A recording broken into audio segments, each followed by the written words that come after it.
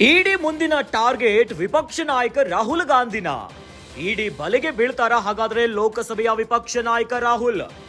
ಇಡಿ ಬಲೆಗೆ ಬೀಳಿಸಲು ತೆರೆಮರೆಯಲ್ಲಿ ನಡೆದಿದ್ಯಾ ರಣತಂತ್ರ? ಇಡಿ ತನಿಖೆಯ ವಾಸನೆ ರಾಹುಲ್ ಗಾಂಧಿಗೂ ಗೊತ್ತಾಯ್ತಾ? ಹಲವು ಚರ್ಚೆಗೆ ಗ್ರಾಸವಾದ ರಾಹುಲ್ ಗಾಂಧಿಯ ಟ್ವೀಟ್.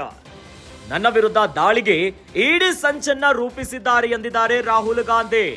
ನನ್ನ ಚಕ್ರವ್ಯೂಹ ಭಾಷಣದಿಂದ ಕೆಲವರಿಗೆ ಘಾಸಿಯಾಗಿದೆ, ಹೀಗಾಗಿ ನನ್ನ ಮೇಲೆ ರೇಡ್ ಮಾಡಲು ನಿರ್ಧರಿಸಿದ್ದಾರೆ ಅಂತ ಆರೋಪವನ್ನ ಮಾಡಿದ್ದಾರೆ. ಈ ಬಗ್ಗೆ ನನಗೆ ಇಡಿ ಕಚೇರಿಯಿಂದಲೇ ಮಾಹಿತಿಯನ್ನ ಬಂದಿದೆಯಂತೆ ರಾಹುಲ್ ಗಾಂಧಿ ಅವರಿಗೆ.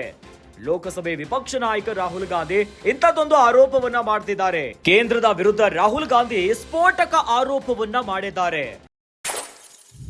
ನ್ಯಾಷನಲ್ ಹೆರಾಲ್ಡ್ ಕೇಸ್ ಮೇಲೆ ಇಡಿ ಕಣ್ಣನ್ನ ಹಾಕಿದೆ ಅನ್ನುವಂತ ಪ್ರಶ್ನೆ ಮೂಡ್ತಾ ಇದೆ. ರಾಹುಲ್ ಗಾಂಧಿ ಟ್ವೀಟ್ ಬಳಿಕ ಹಲವಾರು ಅನುಮಾನಗಳು ಹುಟ್ಟುಕೊಂಡು ಬಿಟ್ಟಿದೆ. ಈಗ ಕೇಂದ್ರದ ಇಡಿಯ ಮುಂದಿನ ಟಾರ್ಗೆಟ್ ವಿಪಕ್ಷ ನಾಯಕ ರಾಹುಲ್ ಗಾಂಧಿನ ಅನ್ನುವಂತ ಪ್ರಶ್ನೆ ಈಗ ಶುರು ಆಗ್ತಾ ಇದೆ.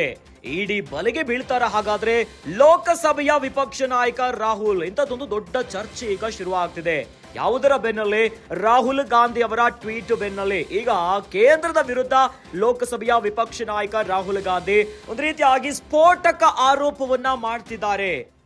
ರಾಹುಲ್ ಗಾಂಧಿಯನ್ನ ಇಡಿ ಬಲೆಗೆ ಬೀಳಿಸಲು ತೆರೆಮರೆಯಲ್ಲಿ ರಣತಂತ್ರಗಳು ಆಗ್ತಾ ಇದೆಯಾ? ಹಾಗಾದ್ರೆ ಈ ರಣತಂತ್ರದ ಬಗ್ಗೆ ರಾಹುಲ್ ಗಾಂಧಿ ಅವರಿಗೆ ವಾಸನೆ ಬಂದು ಬಿಡ್ತಾ, ಗೊತ್ತಾಗ್ಬಿಡ್ತಾ?